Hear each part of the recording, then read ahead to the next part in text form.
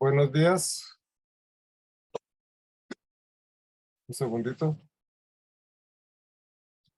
Buenos días. Estamos de nuevo con el ciclo de conferencias, reflexiones filosóficas sobre pensadoras contemporáneas.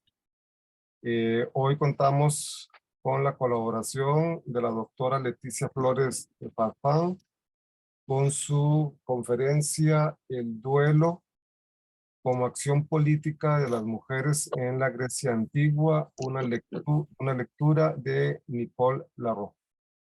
La doctora Leticia Flores es doctora en filosofía, profesora de la carrera de filosofía de la Facultad de Filosofía y Letras de la UNAM. Es integrante del Sistema Nacional de Investigación, el SNI. Es premio Sor Juana 2019, autora de múltiples capítulos y artículos, además de libros recientes como Vocablos griegos para un léxico de filosofía política y Temblores en el ánimo. También el libro Fragmentos para una historia de la intimidad en Grecia antigua, entre otros. Bueno, es un honor y un placer contar con la doctora Flores y le damos la palabra. Muchas gracias, Álvaro. Muchas gracias por haber aceptado también estructurar este ciclo de conferencias sobre las pensadoras, quizá algunas menos trabajadas, menos conocidas, cuando menos en lengua castellana, de la autora que yo voy a hablar hoy, Nicole Larro, una historiadora francesa de la Escuela de París, discípula de Bernard, de Etienne y de los grandes historiadores del periodo, una mujer que fue realmente un parteaguas para la concepción de la narrativa de lo político en el mundo antiguo y del papel de las mujeres en dichas comunidades políticas. Mi intención el día de hoy es presentarles a ustedes uno de los temas que la autora abordó a lo largo de su historia en varios textos, uno de ellos, Madres en duelo, maneras trágicas de matar a una mujer. Sí, textos que lo que tratan de mostrar es que esta historia de las mujeres no contada, realmente esa idea de una Grecia preclara, que todo era la razón tal cual nos las ha vendido una escuela alemana, no es exactamente el desarrollo que deberíamos de considerar. Larro quiere presentar a una sociedad griega, sobre todo ateniense, que es donde ella más trabaja, que es altamente compleja, altamente paradójica, y lo que pareciera ser los roles de género del periodo, etcétera, no son exactamente lo que hemos aprendido a lo largo del tiempo, es decir, no está tan claramente definido, y hay momentos en la historia, momentos críticos, paradigmáticos, en donde indudablemente entran en crisis los modelos más aceptados de la Escuela Alemana de Lectura. Entonces he tomado un tema que es un tema fuerte en el sentido de que Larro trabaja en momentos en que los movimientos sociales, sobre todo en América Latina, y el exilio que recibe Francia, aunado a la propia historia de guerras y conflictos de la Francia misma, hacen que se vuelva un tema central el papel que están desempeñando las mujeres en la lucha por el reconocimiento y la búsqueda de sus familiares y de, pues sí, los desaparecidos y los involucrados en movimientos políticos. Lo interesante es que ella retome esto desde textos antiguos y muestre cómo el actor político de las mujeres, que nunca se ha reconocido como actor político, va a tomar este sesgo y lo va a hacer a través del duelo. Y de ahí entonces voy a tratar de explicar inicialmente el contexto sobre el que se juega esto y después el papel del duelo, aunque obviamente no voy a entrar a la ejemplificación de una gran cantidad de tragedias griegas en donde podríamos encontrar. Doy inicio entonces a la lectura del texto que preparé que siempre es algo que es sujeto a mejorarse, a pulirse, a discutirse. Inscripción en un sepulcro. De tu valor, Nicoptóleme, jamás el tiempo borrará el eterno recuerdo que en tu marido dejaste. Este es el epitafio para una mujer. Un reconocimiento privado, un elogio íntimo de un hombre hacia aquella que en vida supo cumplir cabalmente con sus deberes de esposa madre. Una buena mujer muere en su lecho. Un hombre muere en batalla. El marido canta la gloria de una mujer y el Estado honra la muerte viril de sus guerreros. Esta es, a simple vista, la concepción ateniense del papel de los sexos en la vida. Pero Atenas es cuna de paradojas, simulacros y desplazamientos. Desde la asamblea hasta el teatro, desde el ágora a la acrópolis, desde el campo de batalla hasta el lecho amatorio, las fronteras entre lo femenino y lo masculino se difuminan y entrelazan.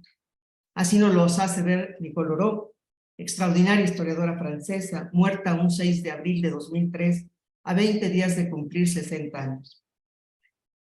Con Loraux hablaré de esos clásicos, de esa Atenas, en donde inicia la política democrática que conocemos.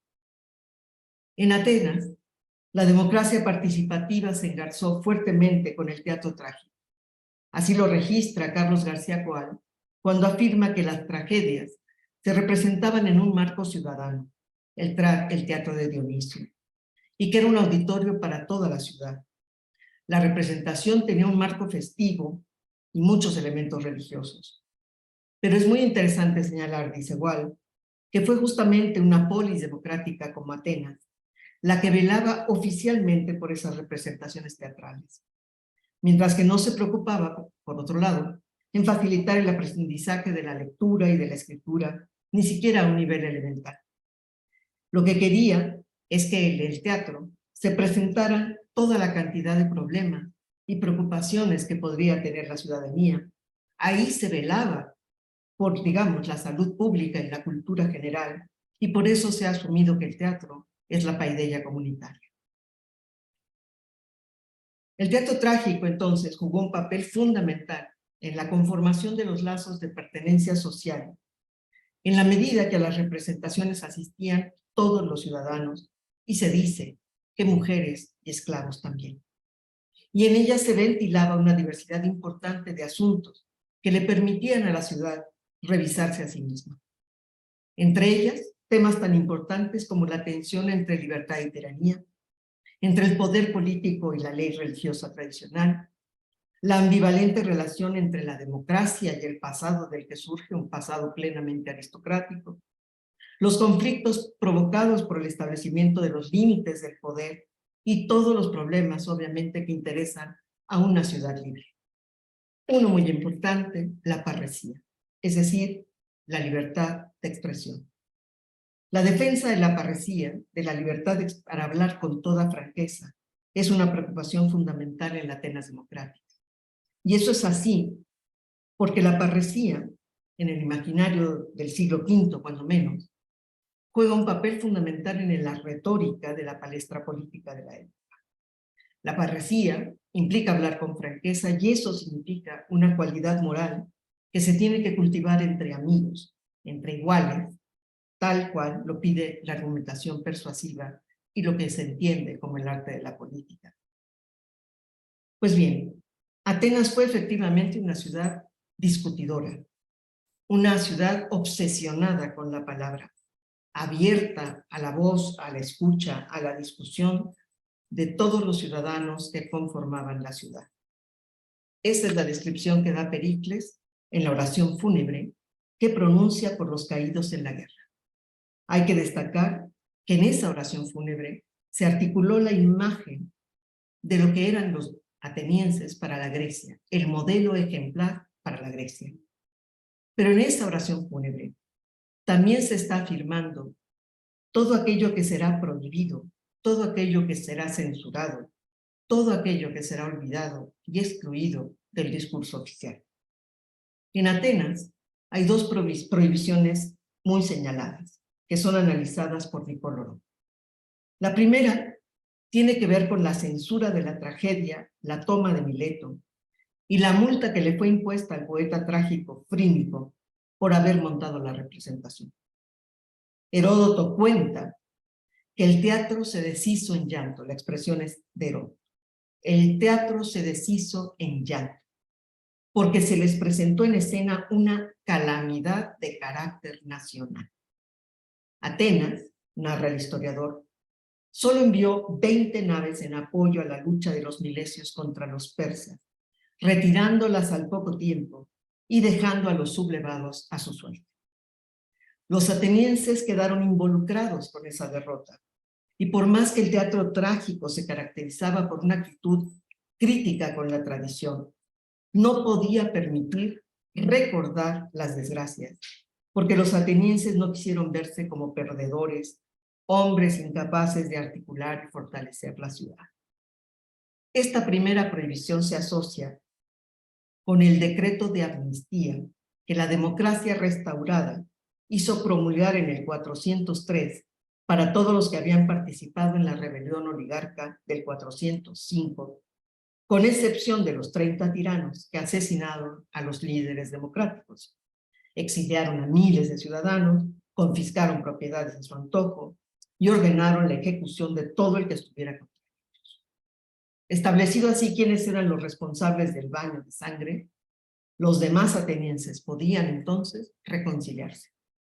La pregunta fundamental que destaca Loroux es saber por qué la democracia pudo apostar por la amnistía después de las atrocidades cometidas por los sediciosos. La ley de amnistía contra esos participantes en la rebelión oligárquica del Corcira es un ejemplo histórico notable de la defensa del interés de la ciudad y de la búsqueda y vigilancia constante para evitar la estasis o lucha civil.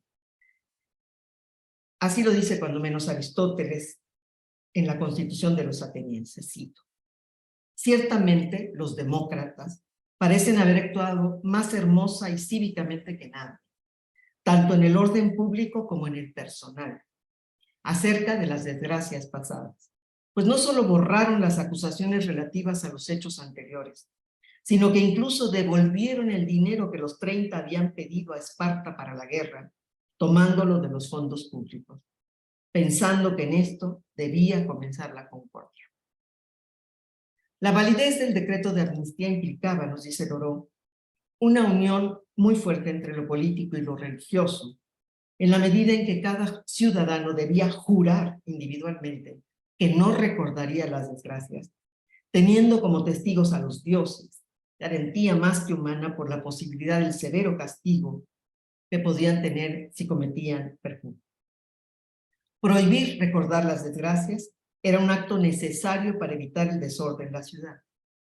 La prohibición funcionó, dice Loroux, como un muro de contención contra las venganzas, es decir, contra los posibles procesos judiciales que se quisieran abrir por los actos cometidos durante la lucha civil. Y aquí hay que destacar un elemento fundamental. La prohibición es contra una memoria ofensiva, contra el recuerdo hostil que clamaría por represalias contra los que atentaron contra la paz de la ciudad, que se cuestionaría sobre las razones que permitieron que el crimen fuera posible. Hay prescripción para los actos sediciosos, porque lo que se quiere es reconstruir un estado de cosas, dice Loroux, como si nada hubiese ocurrido, como si existiera una continuidad sin fractura entre el antes y el después de la dictadura oligárquica. Borradura del 403, así la denomina Loroux, amputación de lo acaecido, defensa simbólica y material de la memoria colectiva y la identidad cívica. Borrar, afirma Loroux, es destruir por sobrecarga. Sobre la tablilla oficial blanqueada a la cal, se vuelve a pasar otra capa de cal. Y una vez tapadas las líneas condenadas a desaparecer, ahí está listo el espacio para un nuevo texto.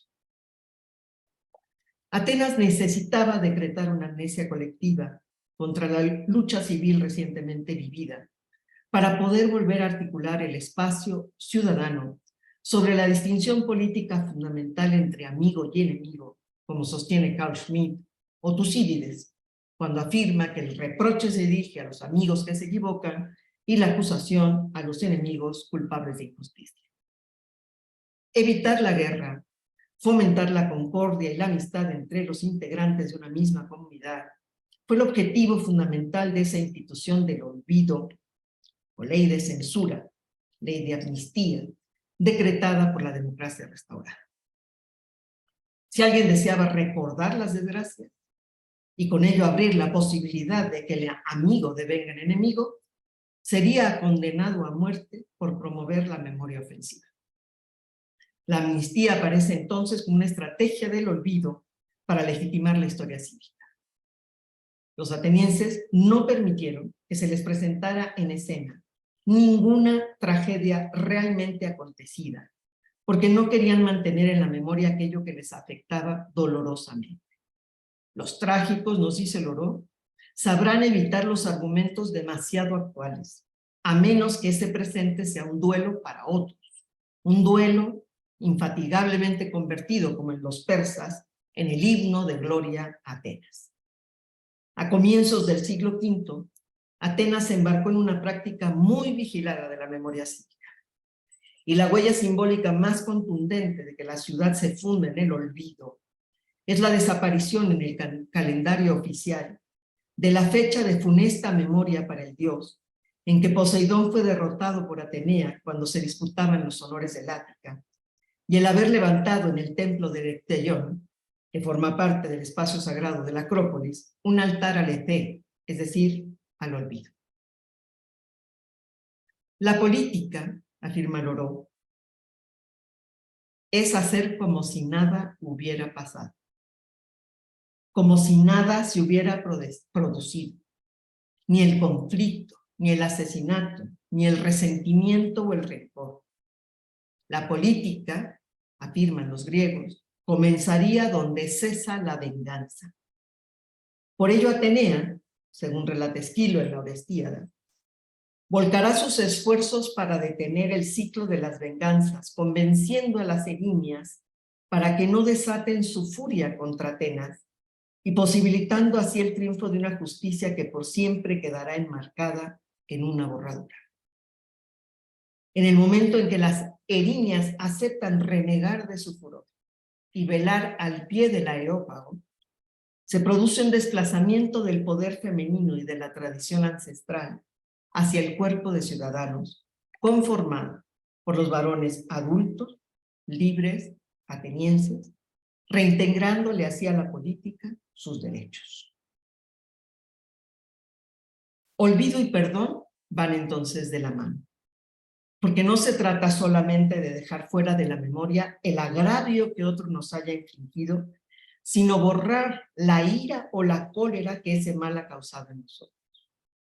Y gracias a ese olvido, considerado por la ciudad como un olvido benéfico, porque funciona como un fármaco contra el dolor de las heridas sufridas, la política se constituye como el ejercicio efectivo del consenso moral de la comunidad, que debe privilegiar el diálogo sobre la violencia. Esta idea de la política como comunidad afirma que la ciudadanía consiste en asumir un compromiso con los demás en beneficio de todos los que la conforman. Y así en Atenas, al ciudadano se le enseñaba que ante cualquier disensión interior, la única lealtad que obliga es la de la ciudad. Por ello, la moral, la virtud cívica, aparece como una exigencia, como un compromiso al cual deben adherirse para poder garantizar y fortalecer la vida común. Fuertes lazos simbólicos y estrictas normativas formales vigilan y resguardan así los vínculos que Atenas hizo para que pudiera haber una existencia cívica sin desgarradura. Pero ello implica entonces una pérdida de memoria. Sin embargo, como afirma Loró siguiendo a Freud, el olvido no debe ser entendido nunca como una ausencia plena, sino como esa superficie oscurecida que cobija lo que solo estaba reprimido y que permitirá, si los lazos simbólicos en que se funda la pertenencia comunitaria no son violentados, el acondicionamiento de un tiempo de duelo y la reconstrucción de la historia. Cuando las erinias aceptan quedar instaladas al pie del aerópago, Atenea realmente está convenciéndolas de que renieguen de su ira, olviden su deseo de venganza, a cambio de que los atenienses les rindan culto. La ciudad, entonces, se erige en la censora del olvido y la memoria, de lo que debe desaparecer tratando de no dejar rastro de su inscripción, y de aquello que debe ser por siempre recordado, para que, como dice el coro en Euménides, jamás ruja en esta ciudad la discordia civil, siempre insaciable de desgracia. Pero ¿qué pasa si el exceso de dolor, la memoria en carne viva no puede ser derrotada? Los hombres, varones, atenienses, temieron, y con razón, a la memoria de las mujeres, porque ellas, igual que las erinias memoriosas y vengativas, mantienen viva la ira y la cólera del duelo inolvidable, que, como se relata en Electra, hace crecer los males. Lo femenino, al igual que la barbarie, se conformó como un espacio de alteridad que le permitió a Atenas clásica representarse a sí misma. En contraposición a la mesura y la primacía de lo común sobre lo privado, lo femenino se asocia a lo terrorífico, lo irracional, lo emotivo. Grecia construyó a lo largo de varios siglos un estereotipo del bárbaro como antimodelo cultural, en donde quedaba contenida toda una gama de características censurables, tales como ser tiránico, extremadamente lujurioso, emotivamente desentrenado, cruel, irracional, afeminado y servil. Ejemplo paradigmático de la liga entre feminidad y barbarie lo encontramos en el relato trágico sobre Medea, la bárbara que, presa de locura, asesinó a sus hijos. Dice así el texto: desdichada, ¿es que eres como una roca o un hierro para haberte atrevido a matar con tu mano asesina el fruto de los hijos que engendraste? Son las palabras que Eurípides pone en boca del corifeo para dar cuenta del infanticidio atroz cometido por Medea, la extranjera de Corinto, hija de Etes y de Idia, para vengarse del abandono de Jasón. El teatro trágico pone en escena la violencia incomprensible de una madre que mata a sus hijos y condena la acción para reafirmar el imaginario masculino que inscribe a la buena mujer en el papel de madre de ciudadanos. Una buena mujer no es capaz de semejante aberración, de tan abominable acto de venganza. ¿Cómo se defiende entonces el imaginario griego masculino de este acto transgresor en el teatro? Masculinizando a Medea, y desde una masculinidad que reniega del lazo político y legal porque se la asimila al salvajismo de la extranjera.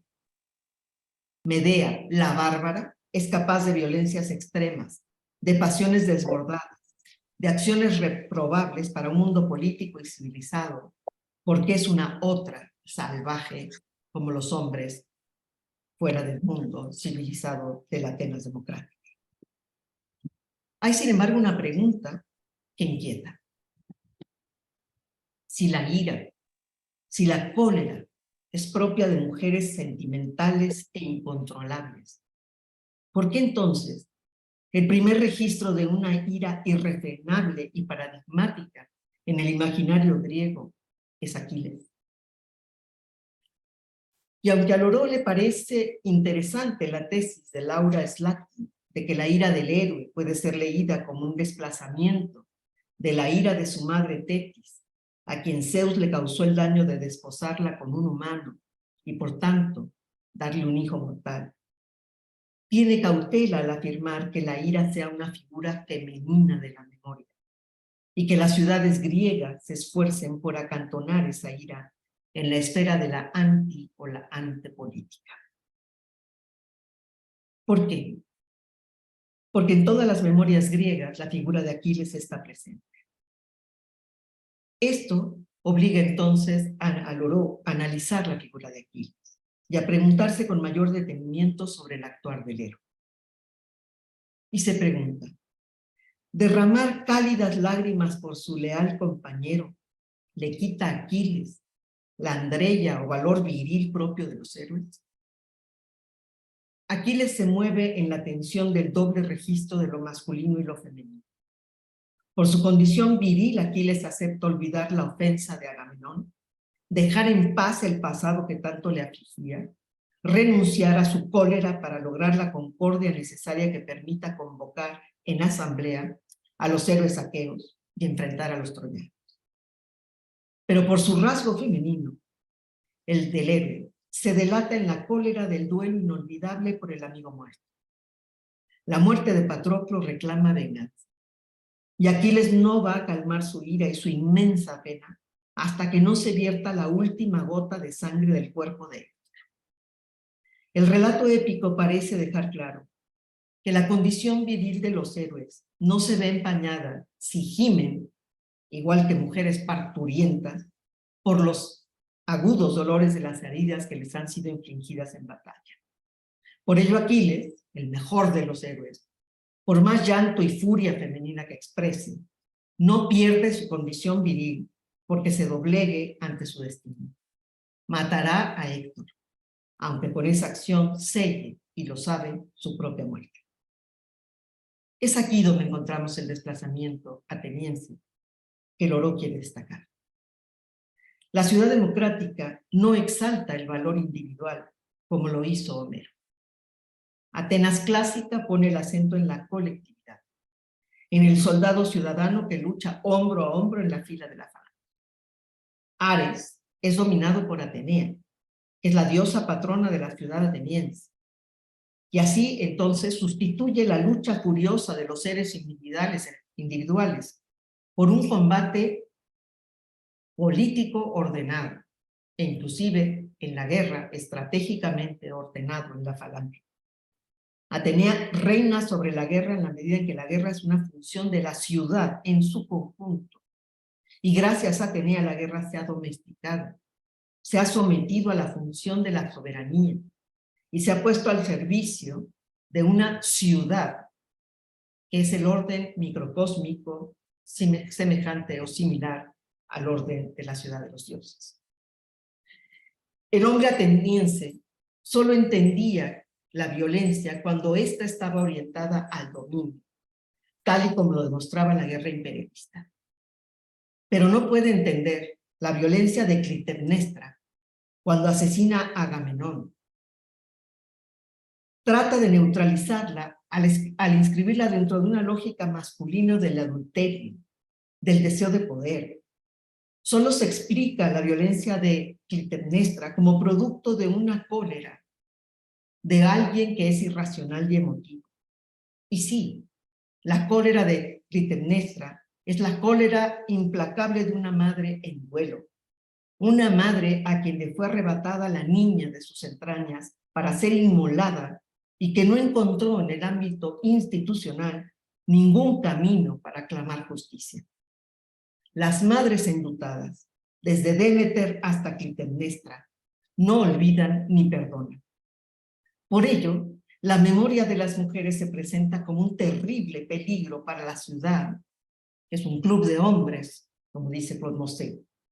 Porque a diferencia del hombre político que está dispuesto a borrar el recuerdo de más de un asesinato, el de Fialtes, por nombrar una borradura ejemplar, con tal de lograr la reconciliación y la concordia entre los ciudadanos, las mujeres inscriben su actuar en el no olvido, en el resguardo del recuerdo de quien no quieren ni pueden olvidar.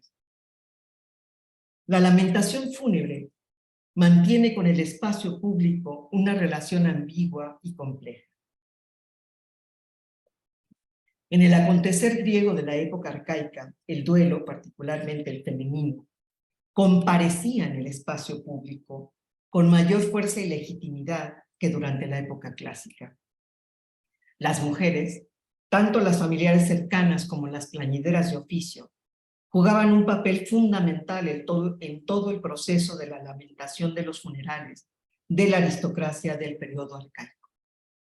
En esa época, los ritos mortuorios eran grandes acontecimientos públicos en donde las familias aristocráticas lucían su poder, su bienestar económico y su generosidad hacia un público más amplio que el de los familiares cercanos. Así se relata, por ejemplo, en Ilíada, el largo lamento por la muerte de Héctor antes de quemar su cuerpo y proceder al banquete fúnebre. Pero a la vez, en este relato, se pone de manifiesto la fuerte presencia de las mujeres en ese acto público y la actitud de dolor desbordado, gimiente y sufrido que las mujeres manifiestan ante los cuerpos inertes de sus seres amados. El imaginario griego arcaico no vio el desenfreno doliente de las mujeres como una total amenaza a la andreya o valor viril de los guerreros, que una cultura del honor y la vergüenza debería defender. El relato épico deja claro que la hombría de los héroes no se empaña, como hemos dicho, si gimen igual que mujeres parturientas. Así también, al inicio del canto 23 de la Ilíada, aquí les permite reafirmar esta idea cuando les pide a sus mirmidones que lloren hasta que se cansen del maldito llanto, y entonces, en ese momento, desunciremos los caballos y cenaremos aquí todos. El llanto es expresión de duelo, de dolor de una pérdida irreparable, y por ello es permitido. Sin embargo, la manifestación excesiva del dolor, la desesperación por un duelo anticipado, no puede ser visto con buenos ojos, porque infunde cobardía en el ánimo guerrero. El propio Héctor, en el canto sexto, le responde a Andrómaca a sus temores y le dice: también a mí me preocupa todo eso, mujer, pero tremenda vergüenza me dan los troyanos y troyanas de rozagantes mantos, si como un cobarde trato de escabullirme lejos del combate. También me lo impide el ánimo, pues he aprendido a ser valiente en todo momento y a luchar entre los primeros troyanos. Y por esta convicción de su destino, por la aceptación clara que los dioses han establecido para hombres y mujeres diferentes tareas en la vida, Héctor concluye su conversación con Andrómaca, recordándole que su lugar es la casa, su trabajo es doméstico, y que nada masculino, tal como la guerra y la política, son temas que le conciernan ni le ocupen. En el acontecer de la vida cotidiana, la buena mujer es invisible. Su espacio de acción es el doméstico y claramente orientado a cumplir con la función de esposa-madre. Sin embargo, la mujer sale del espacio privado en la lamentación fúnebre y sus expresiones de duelo contaminan el espacio público habitado por los varones. Es por ello que en la legislación del siglo VI, según nos relata Plutarco, Solón estableció una reglamentación muy precisa con relación a los rituales de duelo para contener a toda costa el desorden y los excesos de las mujeres en los lamentos fúnebres. Dice Plutarco, con relación a las reformas de Solón, dedicó a las salidas de las mujeres, a los duelos y a las fiestas, una ley que suprimía la falta de decoro y el desenfreno. Prohibió que la mujer saliera con más de 3 mantos, llevando comida o bebida por valor superior a un euro o a una vara de más de un codo, que viajara en un coche, salvo conducido en un carro y con una antorcha delante. Puso coto a las heridas que se producían al golpearse, a los lamentos fingidos y a la costumbre de llorar a otro en los entierros de personas ajenas. Y prohibió el sacrificio de un buey, enterrar con el cadáver más de 3 mantos y visitar las tumbas de extraños, salvo en el entierro. De estas prohibiciones, la mayoría, todas están vigentes en nuestra época. En esta se añade, está hablando de la época clásica, por supuesto. En esta se añade que por los ginecónomos se han castigado a los que hagan tales cosas, por entregarse a las aflicciones y desatinos de los duelos, indignos de hombres y propios de mujeres. Y así en el libro de la Guerra del Peloponeso, Tucídides describe una ceremonia fúnebre en la que pasa por las 3 etapas obligatorias: la de exposición, la del cortejo fúnebre y la del entierro. Las mujeres, bueno, algunas mujeres, las parientes cercanas, en donde obviamente están incluidas las madres, asisten solamente al cementerio, donde se les permite lamentarse, siempre y cuando su llanto se apegue a las regulaciones de las leyes del ritual funerario.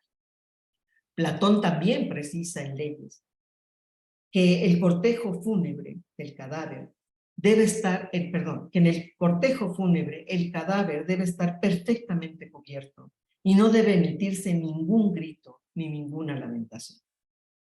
Entre otras razones, esta serie de restricciones atiende a una estrategia para limitar los poderes y los ámbitos de influencia de la aristocracia, con el propósito de privilegiar, obviamente, el espacio público democrático sobre los lazos de familia, e inscribir todo el imaginario político viril en esta idea de la amistad ciudadana.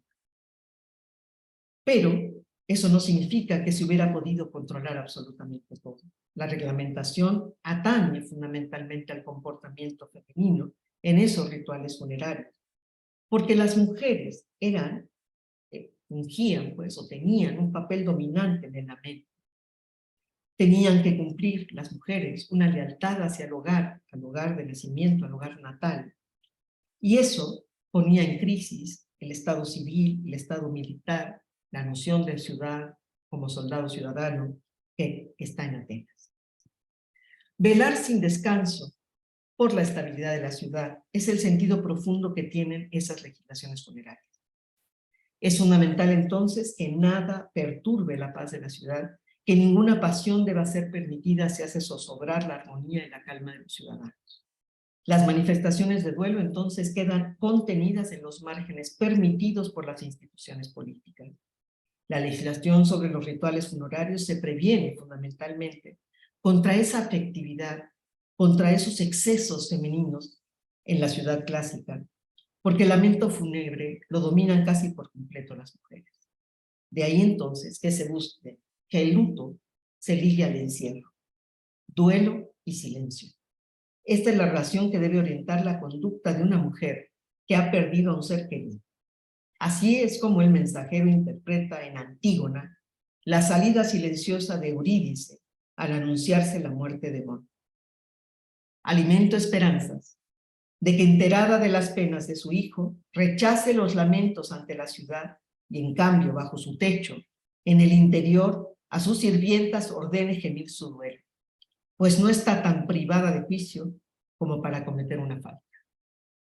Las mujeres de la casa conducen la lamentación ritual, cantan el treno fúnebre, aseguran los ritos de celebración del muerto y vierten en su tumba las libaciones consagradas.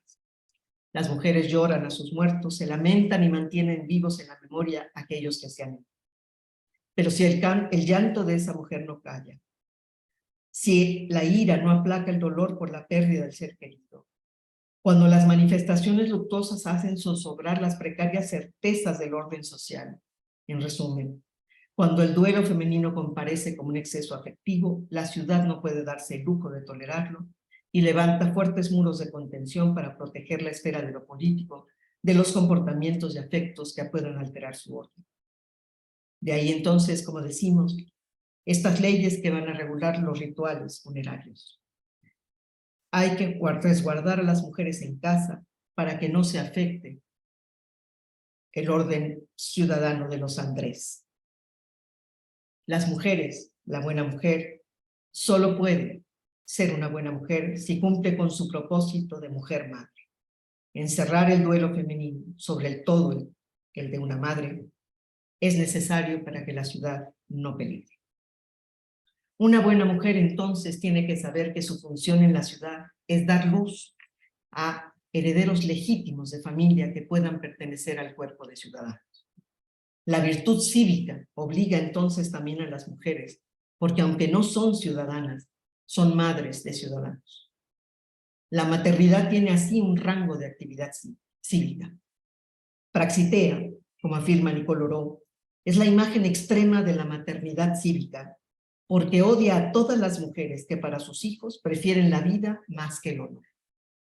Praxitea asemeja a esa madre espartana que, según el edificante relato de Plutarco, al ver regresar a su hijo solo de una derrota en la que todos los demás han perecido, lo mata con una teja.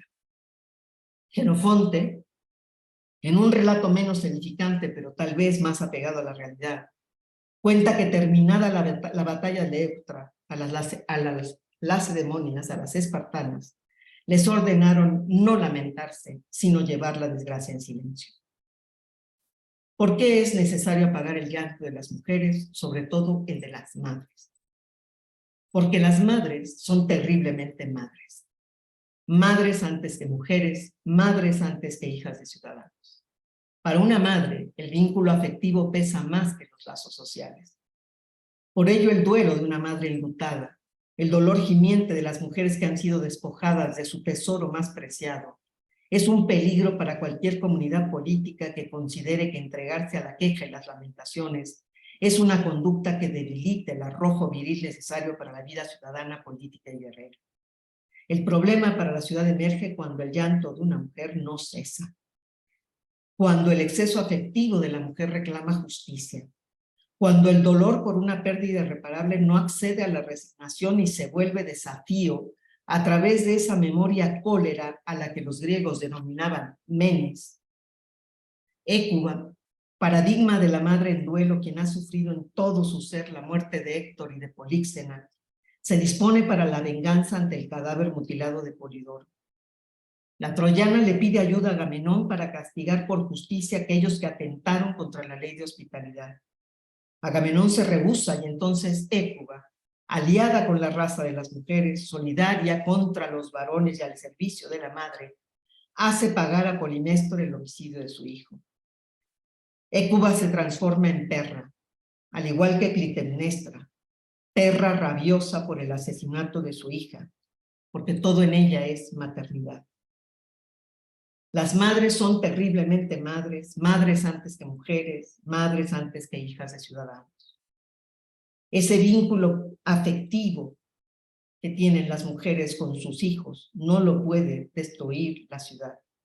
Y por eso la ciudad se defiende de las mujeres y del papel de madre de las mujeres, al decir que las mujeres no engendran a los hijos, sino que solamente son nodrizas del germen recién sembrado. Todos los mitos de autoctonía tienen ese sentido, disminuir el papel de las madres en el vínculo afectivo con sus hijos. De ahí, entonces, que a las madres se les pida el silencio, que sean invisibles, que se apeguen a las buenas costumbres. Buscan que se respete toda la red de valores de esa democracia. Los funerales, todos los funerales, deberán de ser resguardados por el Estado, y los funerales que sean privados los controlará el hombre cuando muera una mujer o cuando muera su hijo. Pero lo que se prohíbe en el ámbito público se abrió paso en la escena teatral. La tragedia acoge el lamento femenino y pone ante la mirada de los espectadores atenienses la tensa relación de esta práctica en la esfera pública. La tragedia paradigmática de este conflicto es la Antígona de Sófocles. Dos momentos relevantes. Cuando Antígona entierra a Polínice, la tragedia pone en escena tanto el dominio de las mujeres en las celebraciones fúnebres, como la potencial fuerza de rebelión que está contenida en las mujeres. El segundo momento, el de la lamentación por sí misma, que Antígona utiliza para denunciar las intenciones y los actos de Creonte. Nadie llorará el duelo por Antígona, a pesar de que está muriendo por defender la tradición ancestral de dar sepultura a los muertos. Y esta lamentación, tal como se ve en el desarrollo de la obra, tiene efecto en el coro de los ancianos que se debaten entre el genuino duelo por la princesa y el horror de la actitud rebelde que ésta mantuvo con relación al edicto de Creonte. Antígona, sin embargo, no pide compasión. Se ha ganado la simpatía de muchos por haber enterrado al hermano muerto. Llorar a los muertos, velarlos y darles sepultura pareciera algo tan propiamente humano que ningún ordenamiento jurídico, salvo el que promulgó un insensato como Creonte, podría pensar ir contra natura. Antígona utiliza la lamentación para denunciar públicamente lo que fuera de ella no sería posible decir. Y así como en Antígona, en Coéforas, Suplicantes, 7 contra Tebas y otras tantas tragedias, la lamentación femenina sirve para expresar una forma de resistencia política o social sobre la que Atenas clásica puso todo el esfuerzo por controlar. Lo que se ponía en juego en el escenario trágico es que la lamentación fúnebre podía tanto ser un acontecimiento de exaltación de la polis, como una puesta en cuestión de los valores que la articulaban.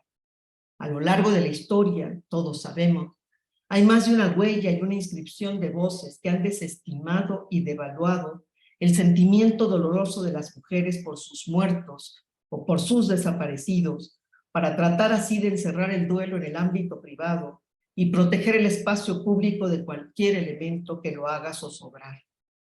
Pero las mujeres no han callado ni guardado luto privado, sino que han apostado por otras formas de hacer política. Y así como Antígona tuvo el arrojo de ir contra esas leyes cívicas para defender las leyes ancestrales de dar sepultura a los muertos, así también, dice Loró, están las madres de la Plaza de Mayo.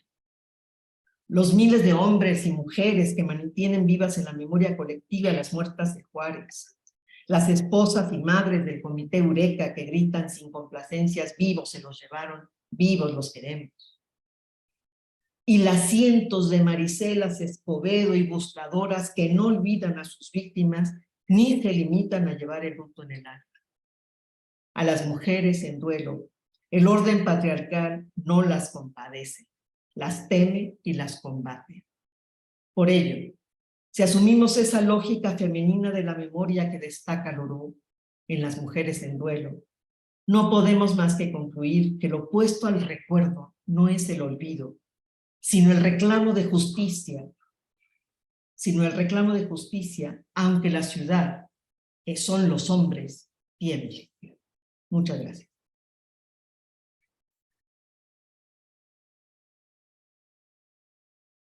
Muchas gracias, Leticia. Muy interesante. Yo, en estas últimas cosas que estabas diciendo de los movimientos de mujeres, están las mujeres mayas, ¿verdad? Que llevan el duelo del genocidio, que llevan los huesos de sus difuntos y que no pueden enterrarlos hasta que no sepan qué pasó, ¿verdad? Hasta que la memoria no las recupere, ¿verdad? Sí, es impresionante eso que dices. Bueno, abrimos un espacio de preguntas, de consultas. Eh, a ver si hay alguien que desee decir algo.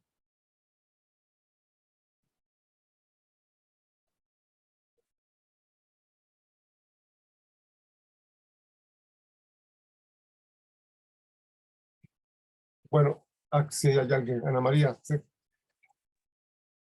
Hola, Leti.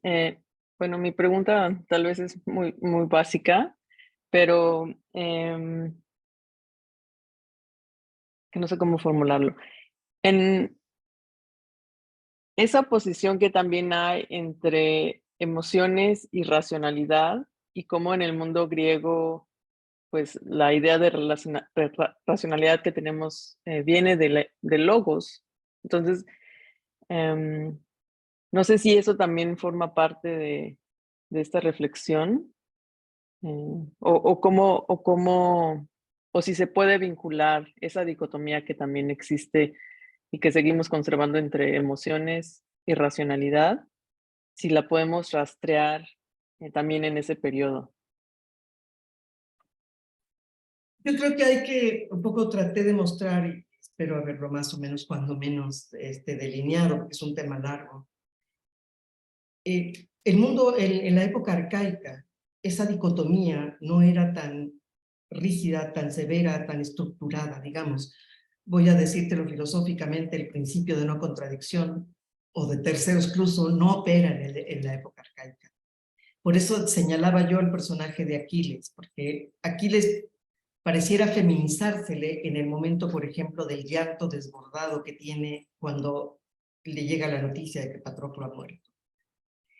Pero sin embargo te das cuenta que no, porque es un llanto desmedido, un llanto que no calla, la escena del momento en que le dicen que Patroclo ha muerto es verdaderamente brutal, porque Aquiles cae a la tierra y se empieza a echar la tierra encima como si él mismo quisiera enterrarse, como si él mismo en ese momento hubiera muerto. Ese es un exceso emotivo del héroe.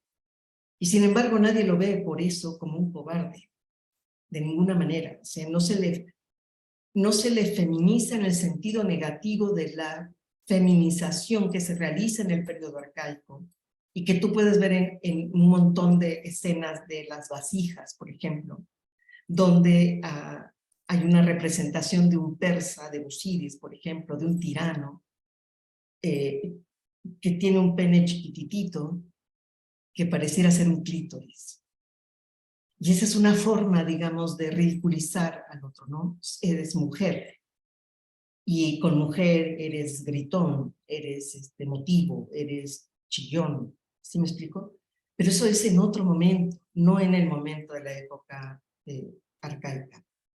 Pero en la época clásica, cuando ya se dio ese desplazamiento de la heroicidad individual y empiezas a construir por primera vez una idea propiamente de ciudad, propiamente de política como intercambio, pues, ¿no? Ese intercambio argumental entre los iguales, donde el poder de mando cae entre los iguales.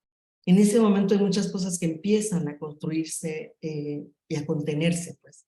Por eso les decía que está muy ligado a la ley de censura, a la ley de amnistía. Es decir, hay una marca muy clara en el proceso de la historia donde se va acentuando esta forma de pensamiento que Occidente ha mantenido, que es un pensamiento dicotómico y binarista. Ese pensamiento no está en la Grecia inicial. Y yo tampoco creo que esté en la Grecia clásica, pero tienes que estar leyendo en los textos para darte cuenta que no es así. Porque tenemos demasiada carga de la separación entre lo femenino, lo masculino, lo bueno, lo malo, lo emotivo, lo racional. Lo que hace el Oro, desde mi punto de vista, es justamente mostrarte los desplazamientos, la fragilidad de ciertas categorías, los modos más complejos en que se intercambian estas nociones. Te lo analizas en un Sócrates, que tú jurarías que Sócrates es la racionalidad, ¿no? ¿Por qué? Pues por el retrato que ha hecho Platón de él, ¿no? De alguna manera por ahí va. Yo creo que entonces sí, un punto fundamental para Loró es entender el papel que juega pues toda esta otra parte y que jugó, porque no se lo está inventando, más bien lo está sacando de el olvido que, lo voy a decir así un poco, si quieres, simplista, porque no son todos los alemanes, pero que la escuela alemana hizo del llamado espíritu griego, ¿no? Como versión para tener un antecedente a quien heredar ese inmaculado espíritu racional, ¿no? Entonces, por ahí está la discusión. Pero por supuesto que ella lo que hace es, en un libro que les recomiendo altísimamente, que se llama Las experiencias de Tiresias, donde ella está tratando de analizar qué pasa con lo femenino y lo masculino en la Grecia antigua, pues te muestra todo ese tipo de desplazamientos. Y a mí me parece que eso es el punto donde uno tiene que empezar a aprender a leer, para que te quede claro que el sexo masculino, esas definiciones que hemos heredado, pues no son tan así. Te muestra el arraigo cultural, pues, de nuestras concepciones. Bueno, ¿alguna otra participación? Bueno, muchas gracias por la conferencia. Bueno, yo quisiera plantear una duda que tal vez me quedó con respecto, o una curiosidad más bien con respecto a este concepto de perdón. Si bien no sé mucho de estas cuestiones pues griegas como tal, sí, por ejemplo, he tenido ocasión de leer un texto de Derrida que era sobre el cosmopolitismo y el perdón, en el cual él habla sobre cómo la esencia misma del perdón es perdonar lo imperdonable. Esto es que no haya condiciones para el perdón, porque en la medida en la que ya usted le pone una condición al perdón, ya está negociándolo. Y eso ya entraría a ser otra cosa. Entonces, bajo esa noción que nos plantea Derrida ahí, que yo simplemente aquí pues esbozo, entonces me pregunto, ¿cómo se entiende esta noción de perdón bajo esta autora que su persona nos expone y bajo este marco de la sociedad griega en la cual existían todas estas limitaciones al duelo, a la expresión de las emociones asociadas a la muerte de otros, entre otras cuestiones? Muchas gracias, José. Loriot fue colega de Derrida y hay un muy buen intercambio teórico entre ambos. Cuando Derrida plantea el tema del perdón, está hablando fundamentalmente, bueno, da muchos ejemplos, pero está hablando fundamentalmente de Sudáfrica. Y el punto que está tratando de mostrar allí, porque pues se ha hablado que esa forma de justicia restaurativa donde se hizo, digamos, la ciudad se puso, se mostró el daño que se le había causado cuando tienes los testimonios, tienes al asesino, enfrentas, careas a los sobrevivientes con el victimario, con el perpetrador. Derrida agarra un ejemplo que me parece muy importante de una mujer a quien le han matado al esposo y se le plantea entonces que dé el perdón y entonces ella dice yo no puedo dar el perdón. El perdón es individual, el perdón es de cada uno, dice, ¿no? Aquí te tendría que perdonar la víctima y la víctima no está. Aquí no está el que ha muerto. Y yo, la que estoy aquí, la sobreviviente, la que ha perdido, o sea, soy una víctima indirecta, no te perdono. Entonces, ¿qué está diciendo? Que el Estado te dé la amnistía, pero yo no te doy el perdón. Esa es la diferencia que hay que trabajar.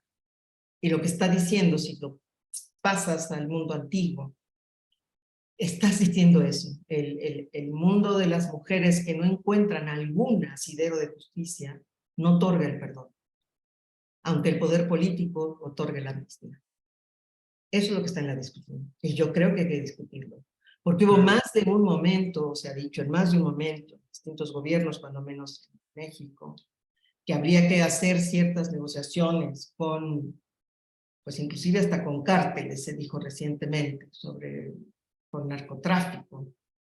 Y habría que preguntarles, ese es un tema muy, muy crudo, o sea, ¿cómo puedes hacer articular lo que pueda ser necesario para la vida política, es decir, la vida en común, con esa posibilidad de que la persona, la víctima real, la víctima directa, pueda verdaderamente tener esa restauración cuando la justicia se le otorga? Ese es el punto que está en juego. Sí. Entonces, perdón y amnistía no son exactamente lo mismo. El perdón lo dejamos para el ámbito, este ámbito de quien lo otorga, y la amnistía para el ámbito público. Sí, eso es interesante, Leticia, porque en el caso de Guatemala hubo amnistía, pero no fue una amnistía generalizada. Hubo amnistía como para crímenes de guerra, pero no para crímenes contra la humanidad. Y se pudo juzgar a los perpetradores, o si están en este proceso, ¿verdad? Y me parece que sí, que la idea de que el perdón es solamente de la víctima. Y es cierto, la víctima directa ya no puede actuar, no hay nada que resarcir, ¿verdad? A mí me parece que eso bueno, de hecho, la ley internacional sobre crímenes contra la humanidad no olvida, ¿verdad? Y no perdona, o sea, en cualquier momento podría ser juzgado el perpetrador, ¿verdad? Y eso me parece que recoge mucho de la práctica de la denuncia que hacen las mujeres, ¿verdad? Sí.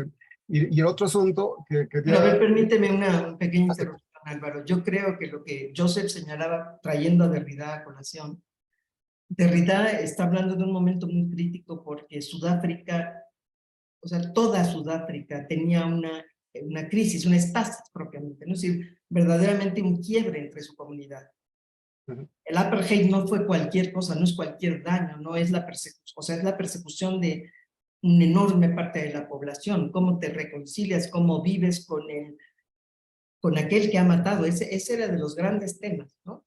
Sí, y creo que es lo mismo que estaba planteando Atenas cuando está hablando de la amnistía del 403. ¿Cómo le haces para vivir entre la disputa de oligarcas y demócratas, que no era cualquier cosa, es todo el campo ciudadano, ha sido atravesado?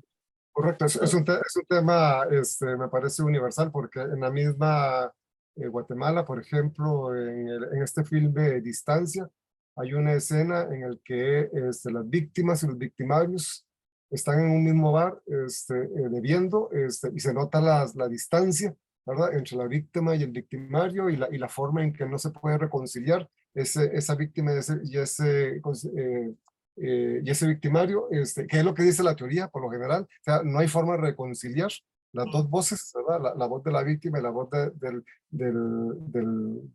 torturador y demás, pero sin embargo, creo que la realidad supera la teoría académica, porque hay casos donde la víctima y el torturador se vuelven amigos. ¿Verdad? Está el caso de prisionero estadounidense en la Segunda Guerra Mundial, que luego va y busca a su torturador para torturarlo, para que viva lo mismo, para hacer justicia, ¿verdad? Y él, cuando se pone en la perspectiva del torturador, comprende esa perspectiva y se vuelve amigos.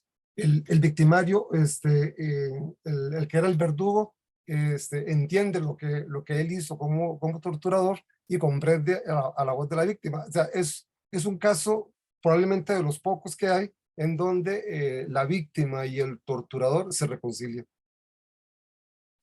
Bueno, yo creo que ya hay unas enormes discusiones, porque justo lo que yo planteaba, que se está buscando en la antigüedad, hay una separación entre venganza y justicia.